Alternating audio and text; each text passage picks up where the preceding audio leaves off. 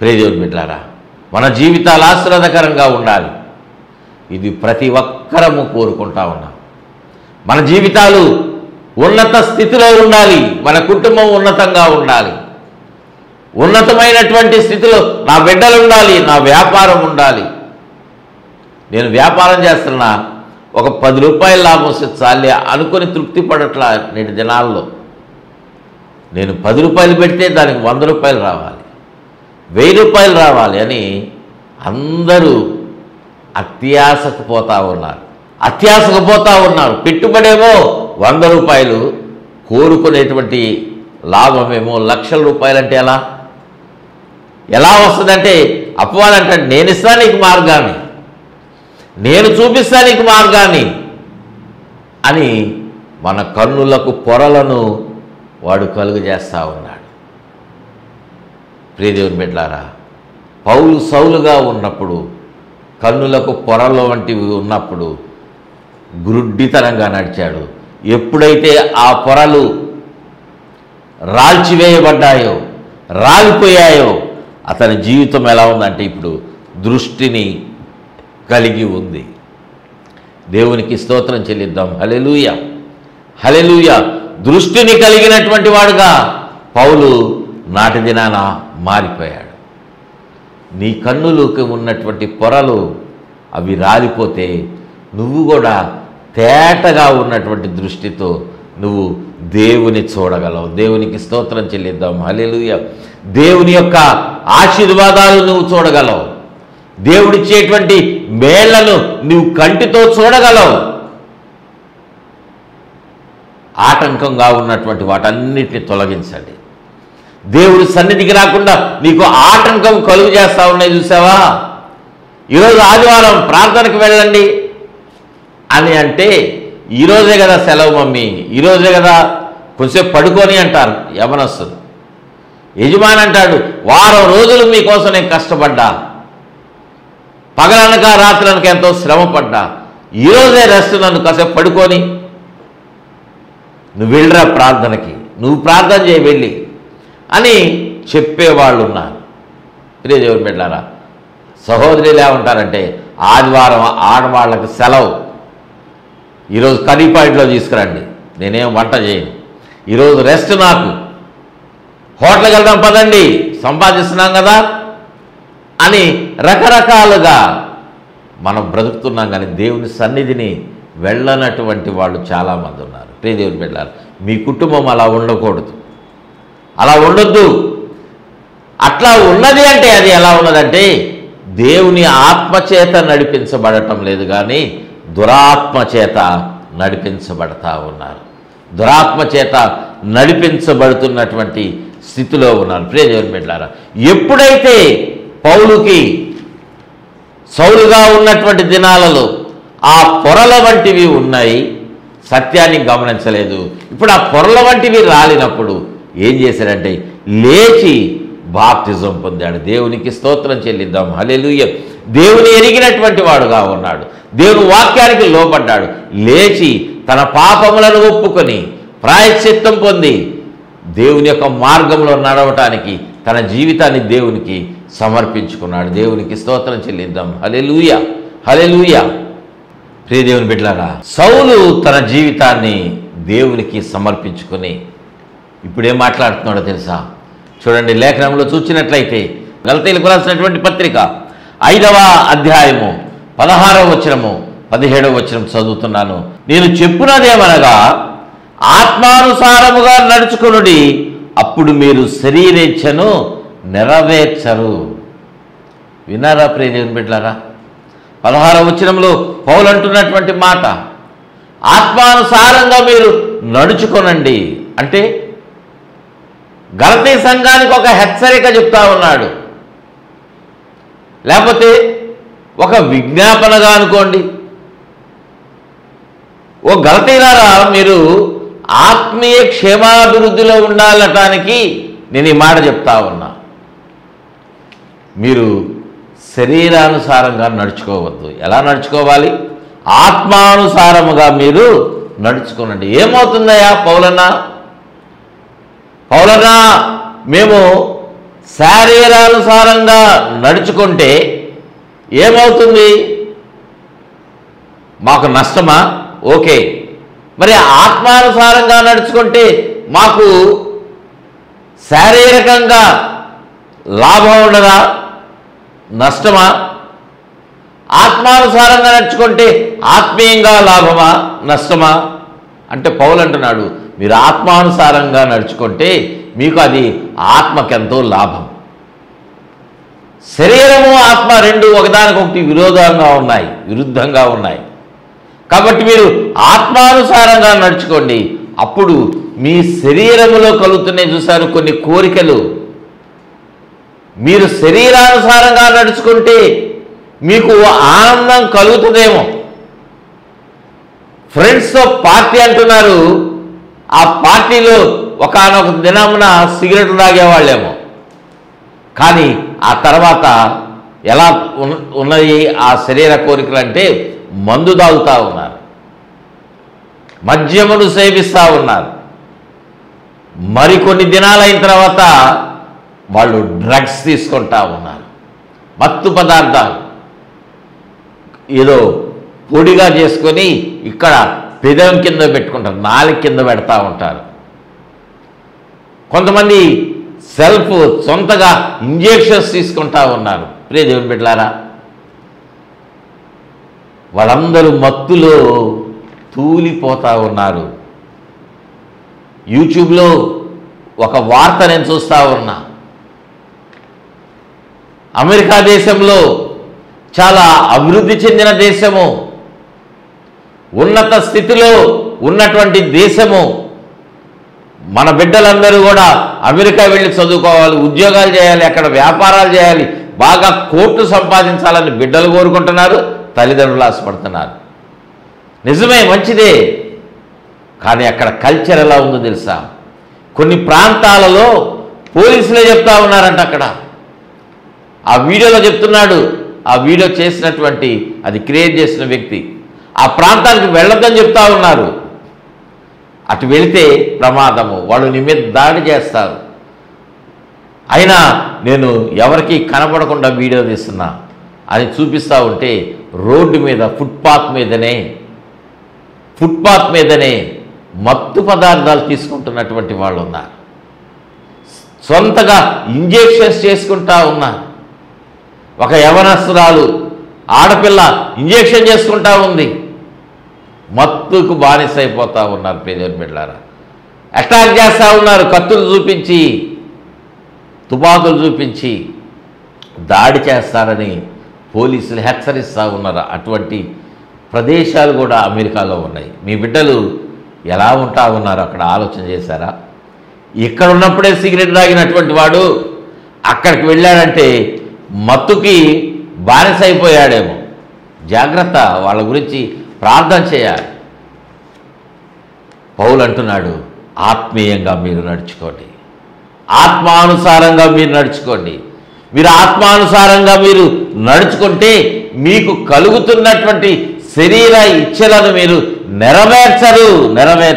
గలతీయులకు రాసిన పత్రిక 5వ అధ్యాయం 17వ వచనంలో, శరీరము ఆత్మకును, ఆత్మ శరీరమునకును విరోధముగా అపేక్షించును, ఇవి ఒకదానికొకటి వ్యతిరేకముగా ఉన్నవి. దేవునికి మహిమ కలుగును గాక. హల్లెలూయా. ఆత్మ శరీరానికి, శరీరము ఆత్మకి ఒకదానికి ఒకటి విరోధంగా పనిచేస్తాయంట. అంటే రెండు ఒకటిగా ఎప్పుడూ ఉండవు, రెండు ఒకటిగా ఎప్పుడు కలవవు. ఎక్కడ రైలు పట్టాలు ఉన్నాయి, రెండు ఒకే రీతిగా ప్రయాణం అవుతూ ఉంటాయి, కానీ ఎక్కడా కలిసిపోవు. అవి దూరంగానే ఉంటాయి. అలానే మనము వెళ్ళాల్సినటువంటి మార్గము పరలోకం ఇటైతే మనము రివర్స్లో వెళ్తూ ఉంటే పరలోకానికి వెళ్ళావు, నరకానికి వెళ్తావు. రెండు ఒకటే కదా అనుకోవద్దు. చాలామంది అంటారు, ఏ మార్గం అయినా స్వర్గం కోసమే కదా, ఏ దేవుణ్ణి ఆరాధన చేసినా పరలోకం కొరకే కదా, లంచం తీసుకుంటున్నా దేవుడు కానుకిస్తున్నా కదా, నాకు వచ్చినటువంటి దానిలోనే నేను దశభాగం ఇచ్చి, ప్రత్యేక అర్పణలు ఇచ్చి, మందిరానికి కొంత కానుకిచ్చి దైవ సేవకులు ఇంటికి వస్తే వాళ్ళ కానుక పెట్టి ఇక మేమేం బ్రతకాలండి, ఏం తినాలి అంటా ఉన్నారు. వ్యాపారమే కదా నేను చేస్తూ ఉంది. వ్యాపారం మోసం చేస్తూ ఉన్నావేమో. నువ్వు చేసేటువంటి కాట కిలో అమ్మాలంటే వాడికి 900 గ్రాములు 950 గ్రాములు వస్తుంటే నువ్వు కిలోకి డబ్బులు తీసుకొని 50 గ్రాములు నువ్వు కొట్టేస్తున్నావేమో కదా. ప్రియదేవుని బిడ్డలారా, ఇట్లాగా రోజుకి ఎన్ని కిలోలు అమ్ముతున్నావో, ఎంత లాభం వస్తూ ఉందో, ఎంత దొంగతనంగా మోసపూరితంగా నువ్వు సంపాదిస్తున్నావు. ప్రియా దేవుని బిడ్డలారా, ఆలోచన చేసుకోవాలి. ఆత్మీయ జీవితానికి శరీర జీవితానికి రెండిటికి పొత్తు ఉండదు. ఒకదానికొకటి విరోధంగా ఉంటాయి. రెండు వేరు వేరు మార్గాల్లో నడిపించేవిగా ఉంటాయి. దాని కొరకు పౌలు అంటున్నాడు, ఎంతగానో నేను ప్రయాసపడతా ఉన్నా. ఒకప్పుడు ఈ గలతీ సంఘం ఎలా ఉన్నదంటే మంచిగా ఉన్నది, కానీ ఇప్పుడు అది ఎలా ఉన్నదంటే మార్గం తప్పిపోతూ ఉంది. చూడండి, గలతీలకు రాసినటువంటి పత్రిక 4వ అధ్యాయంలో 19వ వచనంలో పౌలు ఒక మాట అంటున్నాడు, నా పిల్లలారా, క్రీస్తు స్వరూపము మీ యందు ఏర్పడ వరకు మీ విషయమై మరలా నాకు ప్రసవ వేదన కలుగుతా ఉన్నది. గమనించరా ఈ మాట? నేను చదివినటువంటి మాట మీరు లేఖనాల్లో చూసారా? మళ్ళీ చదువుతున్నాను చూడండి, ఏమంటున్నాడు అక్కడ? క్రీస్తు స్వరూపము మీ యందు ఏర్పడు వరకు. అంటే పౌలు ఒక భారమును కలిగినటువంటి వాడుగా ఉన్నాడు. పౌలు ఒక బాధ్యతను కలిగినటువంటి వాడుగా ఉన్నాడు.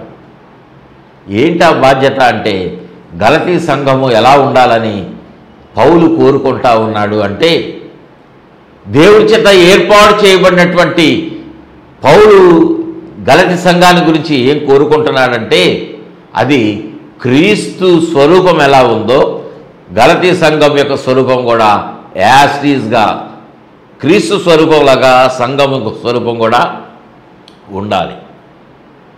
అది పౌలుకున్నటువంటి భారము, పౌలుకున్నటువంటి బాధ్యత, పౌలుకున్నటువంటి ఆలోచన. కేవలం పౌలుకు మాత్రమే కాదు, నేటి దినమున సేవ చేస్తున్నటువంటి ప్రతి యథార్థమైనటువంటి సేవకుడు కూడా. నేనన్న మాట విన్నారా? యథార్థమైనటువంటి సేవకుడు. చాలామంది లోకములో సేవ చేస్తే సొంత లాభం కొరకు, బ్రతకడం కొరకు, బ్రతుకు తెరుగు కొరకు అలా చేస్తూ ఉన్నారు. కాదు, ఏ సేవకుడైతే, ఏ కాపరైతే, ఏ పరిచారకుడైతే, ఏ ఉపదేశకుడైతే, ఏ అపోస్తలుడైతే దేవుని యొక్క ఆత్మచేత నింపబడినటువంటి వాడుగా ఉంటాడు. అనేక ఆత్మలు నశించిపోతూ ఉన్నాయి, అగ్నికి వెళ్ళిపోతూ ఉన్నారు కదా. వారికి నేను సువార్త ప్రకటించాలి, యేసయ్యను పరిచయం చేయాలి. వాళ్ళు వింటారా, మారు మనసు పొందుతారా, పొందరా అనేటువంటిది అది సెకండరీ థింగ్, అది రెండవ స్టెప్. మొట్టమొదట చెప్పవలసినటువంటి బాధ్యత నాకున్నది. సువార్త ప్రకటించవలసినటువంటి భారము నా మీద మోపబడి ఉన్నది అని పౌలు అంటా ఉన్నాడు కదా. ఆ భారము మనం కూడా కలిగి ఉండాలి. ఏ సేవకుడైతే ఆ భారాన్ని కలిగి ఉంటాడో వారు ఏం చేస్తారంటే యేసయ్య స్వరూపంలోనికి ప్రతి ఒక్కరు కూడా మార్చబడాలి అని ప్రయాసపడతా ఉన్నారు. పగలనక, రాత్రనక, కాలమనక, సమయమనక, అసమయమనక, ఎండైనా, వానైనా, చలైనా అనేక ప్రాంతాలకు కష్టపడి ప్రయాణాలు చేస్తూ దూర ప్రాంతాలకు, దూర దేశాలకు వెళుతూ సువార్తను అందిస్తూ ఉన్నారు కదా. దేవుని మహిమ కలిగినటువంటి కార్యాలను అక్కడ ప్రకటిస్తూ, చూపిస్తూ దేవునికి యొక్క మాటలు ప్రచురపరుస్తూ ఉన్నారు కదా. ప్రియదేవుని బిడ్డలారా, ఎందుకొరకు అంటే క్రీస్తు స్వరూపము వారిలో కలగాల్సిందే.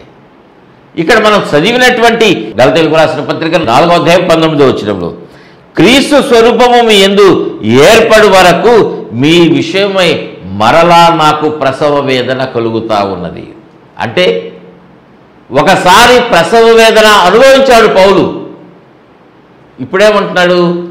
మరలా కలుగుతా ఉన్నది. అంటే సంఘము క్రీస్తు స్వరూపములోనికి మారింది, మళ్ళీ లోకములోనికి కూడా వెళ్ళిపోతా ఉన్నదేమో. అటువంటి వారందరి కొరకు పౌలు అంటున్నాడు, నేను మళ్ళీ ప్రసవ వేదన పడుతున్నా. ప్రసవ వేదన అనేటువంటిది ఎంత భారమైనటువంటిదో, ఎంత ప్రాణముతో చెలగాటమో తల్లులందరికీ తెలుసు, సహోదరులందరికీ తెలుసు కదా. బిడ్డలకు జన్మ ఇచ్చినటువంటి ప్రతి తల్లి ఎంతో కష్టపడుతుంది ఆ ప్రసవ సమయమున. మరొక జన్మ అంటారు కదా దానిని. ప్రియదేవుని బిడ్డలారా, పౌలు అంటున్నాడు, మరొకసారి నేను మీ కొరకు ప్రసవ వేదన పడుతున్నా. ఎందుకంటే ఒకానొక దినమున, ఒకానొక సమయమున ఇదిగో మీరు ఎలా ఉన్నారంటే లోకాన్ని ప్రేమించారు, లోకాన్ని సేవించారు, లోకములోనే మీరు జీవించారు. కానీ ఇప్పుడు ఎలా ఉన్నారు? లోకాశ్రయం విడిచిపెట్టి వచ్చారు. చూడండి, మాట చదువుతా ఉన్నాను. గలతీయులకు రాసినటువంటి పత్రిక 4వ అధ్యాయము 8వ వచనంలో, ఆ కాలమందైతే, ఒక కాలాన్ని గురించి తెలియజేస్తా ఉన్నాడు. ఆ కాలమందైతే మీరు దేవుని ఎరుగని వారై నిజమునకు దేవుళ్ళు కాని వారికి దాసులై ఉంటుంది. కానీ ప్రియదేవుని బిడ్డలారా, ఒకానొక దినమున, ఒకానొక సమయము మీ జీవితంలో గడిచిపోయింది చూశారు. ఆ దినాలు ఎలా ఉన్నాయో ఇక్కడ పౌలు జ్ఞాపకం చేస్తూ ఉన్నాడు. దేవుని యొక్క వాక్యము నాటి దినాన గలతీ సంఘానికి పౌలు జ్ఞాపకం చేస్తూ ఉన్నాడు. నేటి దినాన పరిశుద్ధాత్మ దేవుడు ఈ సమయంలో మీతో మాట్లాడుతూ మీకు కూడా జ్ఞాపకం చేస్తూ ఉన్నాడు.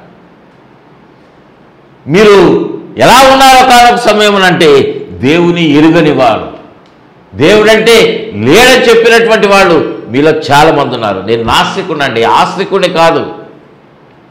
దేవుడు లేడు, ఉంటే కనపడమనండి. ఇంత అన్యాయం జరుగుతూ ఉంది లోకంలో, ఇంత అన్యాయంగా ప్రజలందరూ నడుస్తూ ఉన్నారు. వ్యాపార విషయంలో నష్టపోతూ ఉన్నాం, అనేక రీతులుగా నష్టము. ఇన్ని హత్యలు, మానభంగాలు, ఇన్ని దొంగతనాలు, దోపిడీలు, రకరకాలుగా అనారోగ్యాలు, ఇవన్నీ కలుగుతున్నాయి కదా. ఎందుకు? దేవుడుంటే ఇలా జరుగుతుందా? దేవుడు లేడు అని చెప్పేటువంటి వాళ్ళు కొంతమంది ఉన్నారు. నాస్తికులు అంటారు కదా వాళ్ళని. దేవుణ్ణి ఎరుగనటువంటి వారు లేడని చెప్పేటువంటి వాళ్ళు ఉన్నారు. కొంతమంది ఏమో నిజ దేవుడు గుర్తించక దేవుడు కాని వాటికి వాళ్ళు పూజ చేస్తూ ఉన్నారు. ప్రియ దేవుని బిడ్డలారా, నేటి దినాన మనం చూస్తే ఒక సత్యాన్ని ఆలోచించేయండి. రోడ్డు మీద మనం తిరుగుతూ ఉన్నాం. మనం 10 సంవత్సరాలు తిరిగాం, ఆ రోడ్డు మీద బాగానే ఉంది. కానీ ఒకళ్ళు ఏం చేస్తారంటే ఒక రాయిని అక్కడ పెట్టి దానికి పసుపు పూసి 4 కుంకుమ బొట్లు పెట్టేసి అక్కడ దానికి ఒక దండ వేస్తే ఏం చేస్తారో తెలుసా? అందరూ కూడా అటు నడిచేటువంటి వాళ్ళు అక్కడ ఆగుతూ ఉన్నారు. మొదటి రోజున ఎవరు ఉండకపోవచ్చు, 10 రోజులు గడిచిన తర్వాత ఒకళ్ళు, ఆ తర్వాత మరొకళ్ళు ఆ రాయికి నమస్కారం చేస్తున్నారు. అంతకుముందు లేదు కదా, నాటి దినానే వచ్చింది, ఎక్కడి నుంచి వచ్చిందని ఆలోచన లేదు. చదువుకుంటున్నారు చాలా జ్ఞానవంతులు, కానీ ఎలా వచ్చింది అది? ఆలోచన లేదు, అనాలోచన. అక్కడ ఒక గుడి కట్టేస్తూ ఉన్నారు, దానిని పూజ చేస్తూ ఉన్నారు. ప్రియ దేవుని బిడ్డలారా, వారు సత్యమును ఎరగనటువంటి స్థితిలో ఉంటున్నారు. నేను చెప్పే మాట అది వ్యతిరేకించట్లా, వారి క్రమాన్ని నేను వ్యతిరేకిస్తూ ఉన్నాను. సత్యమును తెలుసుకోకుండా సత్యదేవుణ్ణి ఎరగనటువంటి వారు మనం చూస్తూ ఉన్నాం. ప్రియ దేవుని బిడ్డలారా, సత్యదేవునికి ఎరగనటువంటి వారుగా ఉన్నారు. అయితే ఇప్పుడు మీరు ఎలా ఉన్నారంటే దేవుని ఎరిగిన వారును, మరి విశేషముగా దేవుని చేత ఎరుగబడినటువంటి వారుగా మీరున్నారు కదా. అయితే ఇప్పుడు మీరు ఎలా ఉన్నారంటే బలహీనమైనవి, నిష్ప్రయోజనమైనటువంటి మూల పాఠముల తట్టు మరలా తిరుగనేలా, మళ్ళీ మీరు వాటికి దాసులవుతున్నారేంటి? దేవుని బిడ్డలారా, సత్యము కానటువంటి వాటిని మీరు గుర్తించి సత్యవైపుకు నడిచారు, మళ్ళీ మీరు పాపంలోనికి వెళ్తున్నారేమో. దేవుని యొక్క మాటలు వింటున్నారు, దేవుని హెచ్చరికకు లోబడుతున్నారు, బాప్తిజం కూడా పొంది దేవుని ప్రేమించి మళ్ళీ లోకం వైపు చూస్తూ ఉన్నారు కొంతమంది క్రైస్తవ జనాంగం. ఆ జాగ్రత్త. దేవుని ఎరిగి మీ జీవితాలను దేవునికి అప్పగించుకొని అర్పించుకొని దేవుని మార్గంలో నడిచి మళ్ళీ మీరు అపవాదికి లోబడిపోతూ ఉన్నారు. ఎందుకట్లా తిరుగుతూ ఉన్నారు? అందుకొరకే నేను మళ్ళీ ప్రసవేద పడతా ఉన్నా. మీరు ఆత్మానుసారంగా నడుచుకోండి. లేఖనాలు మీ జీవితంలో నెరవేర్చబడట్లా, లేఖనానుసారంగా మీరు నడవడం లేదు, దేవునికి మీరు దూరంగా ఉంటారు, దేవుని కుమారులుగా మీరు ఉండట్లా. ఎందరూ దేవుని యొక్క ఆత్మ చేత నడిపించబడతారో వారందరూ ఎలా ఉంటారంటే దేవుని కుమారులుగా ఉంటారు, దేవుని కుమారులుగా ఉంటారు. మీరున్నారా? ఒక్క ప్రశ్న వేసుకోండి. నేను దేవుని యొక్క ఆత్మ చేత నడిపించబడితే నేను దేవుని కుమారుణ్ణి. దేవుని యొక్క మార్గాన్ని విడిచి నేను నా సొంత మార్గంలో నా శరీర సంబంధమైనటువంటి ఆలోచనలను నెరవేర్చుకుంటూ శరీర సంబంధమైనటువంటి సంతోషం కోసం నడుస్తూ పరిగెత్తుతూ ఉంటే అది దేవుని యొక్క మార్గం కాదని దృష్టి ఉంచు, గుర్తు చేసుకో. నువ్వు పాపంలో ఉన్నావేమో ప్రియ దేవుని బిడ్డ. ఎన్నోసార్లు దేవుని యొక్క మాటలు హెచ్చరించినా లోబడలా, లోబడి కూడా మరలా లోకం వైపు చూస్తూ ఉన్నామేమో.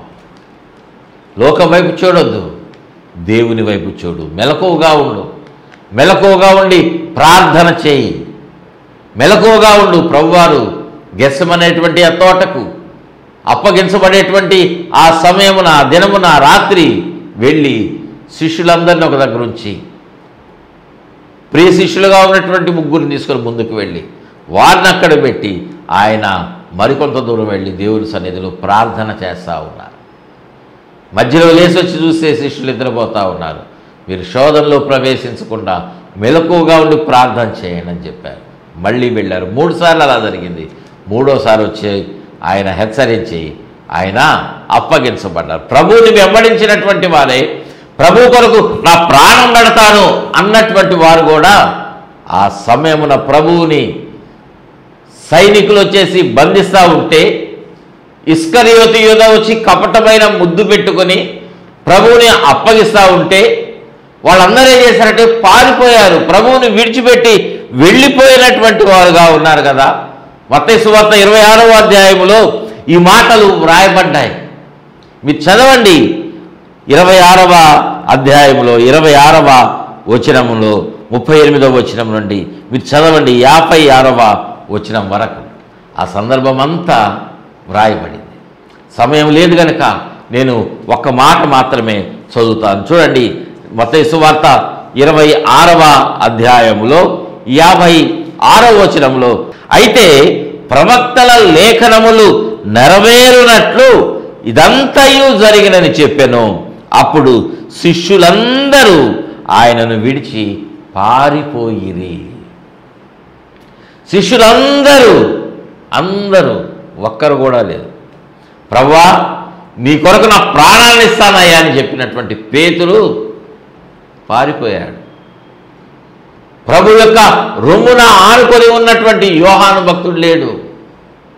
వాళ్ళందరూ ప్రభువుని విడిచి వెళ్ళిపోయారు. 11 మంది కూడా వెళ్ళిపోయారు. ప్రియ దేవుని బిడ్డలారా, 12వ వ్యక్తిగా ఉన్నటువంటి ఇస్కరియోతు యూదా ప్రభువుని అప్పగించాడు. కానీ మనం ఎలా ఉన్నాం? ప్రభువుని అప్పగిస్తున్నామా? ప్రభువు కొరకు మనము జీవించగలుగుతున్నామా? ప్రభువు యొక్క మార్గమును మనం ప్రకటిస్తున్నామా? ఆత్మానుసారంగా నడుచుకుంటే ప్రభు పరిచర్యను మనం చేస్తాం. ప్రభు మార్గంలో మన కష్టమైన నష్టమైన మనం ముందుకు కొనసాగుతాం. లేకపోతే నాటి దినాన ఒక్కసారి ప్రభువారు సిలువ వేయబడ్డారు. నేటి దినాన మనము రక్షించబడినటువంటి అనుభవంలో ఉండి కూడా రక్షణ మార్గమును ఎరిగినటువంటి వాళ్ళంగా ఉండి కూడా రక్షణ మార్గంలో నడవక, రక్షణలో నిలవక మనం ఏం చేస్తామంటే మరలా మరలా పాపం చేసినప్పుడల్లా ప్రభువుకి మేకులు కొడుతున్నాం, కొరడా దెబ్బలు కొడుతూ ఉన్నాం, ఆయనను మళ్ళీ మళ్ళీ సిలువ వేస్తున్నాం. మీరే దేవుని బిడ్డ, ఎన్నిసార్లు సిలువ వేస్తున్నారమ్మా మీరు? నేను ఎన్నిసార్లు సిలువ వేస్తున్నాను? నా మార్గంలో నేను తప్పిపోయినప్పుడల్లా ప్రభువుని సిలువ వేస్తున్నానని జ్ఞాపకం చేసుకోండి. ప్రభువుకి మేకులు కొడుతున్నాను నేను. నాడు దినాన సైనికులు ఆయన పాదముల్లో చేతుల్లో మేకులు కొట్టారు కదా, నేను కూడా కొడుతున్నానని గుర్తుపెట్టుకో.